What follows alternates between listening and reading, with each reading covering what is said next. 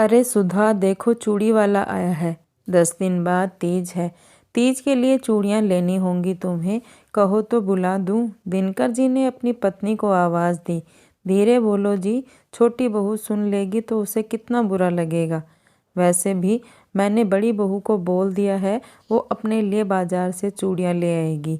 और रही बात मेरी, मुझे कोई चूड़ी नहीं लेनी, सुधा जी बोली। पर दिनकर जी कुछ बोलने को हुए, पर वर कुछ नहीं। घर में जवान बेटे की मौत हुई है।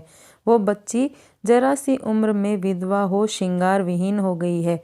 ऐसे में मैं बुढ़िया सस्ती संवरती अच्छी लगूंगी क्या? सुधा जी बोली। माँ जी, मेरी किस्मत में बेरंग जिंदगी थी, मुझे मिली। ईश्वर की दया से आपका सुहाग आपके साथ है और यही कामना है मेरी, वो बरसों बरस बाबूजी को सेहतमंद रखे। उनके नाम की ही सही आप चूड़ियाँ ले लीजिए। तभी वहाँ से निकलती छोटी बहू यानी कि आरती बोली। नहीं बहू, तुझे इस रूप में देखकर मेरा कलेजा मुंह को आता है। मैं कैसे ये सब? ये बोल सुधा जी रो पड़ी। उन्हें देख आरती भी खुद को रोक ना सकी और रोते हुए अपने कमरे में आ गई। नवीन, क्यों मुझे यूं छोड़कर चले गए तुम? किसके सहारे जीऊं अब मैं? आरती पति की तस्वीर से रोते हुए बोली। पास में नन्ही गुड़िया सोई थी। दिनकर जी के 2 बेटे थे, बड़ा नैतिक, छोटा नवीन। नैतिक की शादी को 10 साल हो चुके हैं। उसकी पत्नी है स्वाति और 2 बच्चे हैं उनके। नवीन की शादी 3 साल पहले हुई थी और 2 साल की एक बेटी है उनके। बहुत ही प्यारा परिवार था दिनकर जी का। पर आज से 9 महीने पहले दिवाली के बाद इस परिवार को किसी की नज़र लग गई। अपनी नौकरी से लौटते समय नवीन को लूटने के इरादे से 2 बदमाशों ने उस पर हमला कर दिया और नवीन की इस हमले में मौत हो गई। तब से आरती की जिंदगी तो सूनी हो गई। नन्ही गुड़िया को तो ये तक नहीं मालूम उसके प्यारे पापा कहाँ गए। नवीन की मौत के बाद आरती के पिता और भाई उसे और गुड़िया को अपने साथ ले जाने के लिए आए भी थे, पर दिनकर जी और नैतिक ने ये कहकर मना कर दिया कि आरती इस परिवार की बहू है और वो यहीं रहेगी। आरती ने भी उनकी बात का समर्थन करते हुए ससुराल में रहना ही सही समझा। सुधा, तुम ही ऐसे रोओगी तो बहू को कौन संभालेगा? दिनकर जी बोले। सच में उसे देखकर बहुत दुख होता है। हमने भले अपना बेटा खोया है, पर उसने तो अपनी जिंदगी के सभी रंग, सभी त्योहार, सब कुछ खो दिया है, सुधा जी बोली। सुधा, मुझे लगता है हमें बच्ची की जिंदगी के रंग लौटाने होंगे, दिनकर जी कुछ सोचते हुए बोले। जी, आप कहना क्या चाहते हो? मैं समझी नहीं, सुधा जी ने पूछा। मेरे कहने का सीधा मतलब है हमें बच्ची की दूसरी शादी के बारे में सोचना चाहिए, दिनकर जी बोले। दूसरी शादी पर कैसे? लोग क्या कहेंगे? अभी तो पति को मरे हुए साल भी नहीं हुआ, सुधा जी ने फिर पूछा। लोगों की मुझे परवाह नहीं, अपनी बहू की है। इसलिए मेरे दोस्त का बेटा जिसकी पत्नी कोरोना में स्वर्ग सिधार गई थी, मैं चाहता हूँ उससे आरती की शादी करवा दूँ। बच्ची की ज़िंदगी में रंग भर जाएंगे और हमें भी सुकून रहेगा। कल को हम ना रहें तो आरती और गुड़िया खुश तो रहेंगे। नैतिक की भी अपनी जिम्मेदारियां हैं, दिनकर जी बोली। सोचा तो आपने सही है, लेकिन क्या आरती मानेगी? सुधा जी बोली। आरती को तुम और स्वाति बहू समझाओ, ऊंच नीच का वास्ता दो, क्योंकि यही उसके लिए सही है और हम उसके अपने हैं, कुछ गलत नहीं सोचेंगे उसके लिए।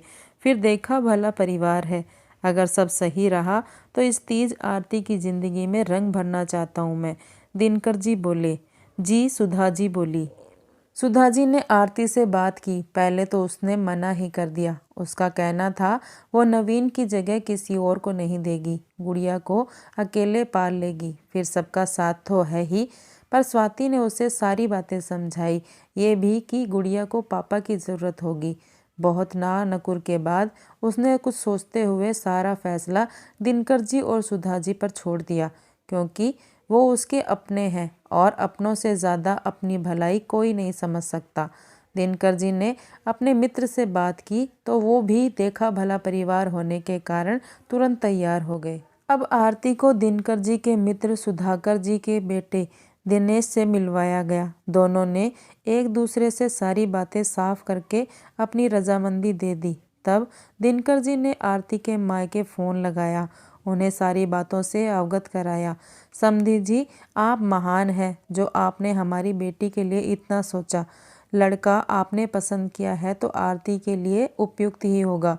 बस हम ये चाहते हैं कि विवाह का सारा खर्च हम उठाएं और बिटिया का कन्यादान करें। आरती के पिता राजेंद्र जी बोले, देखिए समधी जी, आप अपनी बेटी का कन्यादान कर चुके हैं।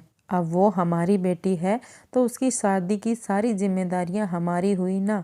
वैसे भी ईश्वर ने बेटी नहीं दी थी। अब आरती बिटिया का कन्यादान करके हमें भी गंगा स्नान का सौभाग्य प्राप्त होगा। आप इसे हमसे मत छीनिए। बस आप तो एक बार दिनेश से मिल लें। आपकी रजामंदी के बाद चटमंगनी पट ब्याह हो जाएगा। आप बस बिटिया को आशीर्वाद दे दीजिएगा। दिनकर जी बोले। उनके ये वचन सुन राजेंद्र जी गदगद हो गए, क्योंकि दिनकर जी ने तो उनकी बेटी के लिए ससुराल के मायने ही बदल दिए थे। बेटे की मृत्यु के बाद कहाँ लोग बहू का मुहाल कर देते हैं, कहाँ ये लोग तो बिटिया की जिंदगी में दोबारा खुशियाँ ला रहे हैं। राजेंद्र जी को भी दिनेश बहुत पसंद आया। उनकी सहमति के बाद 4 दिन बाद का मुहूर्त निकला शादी का।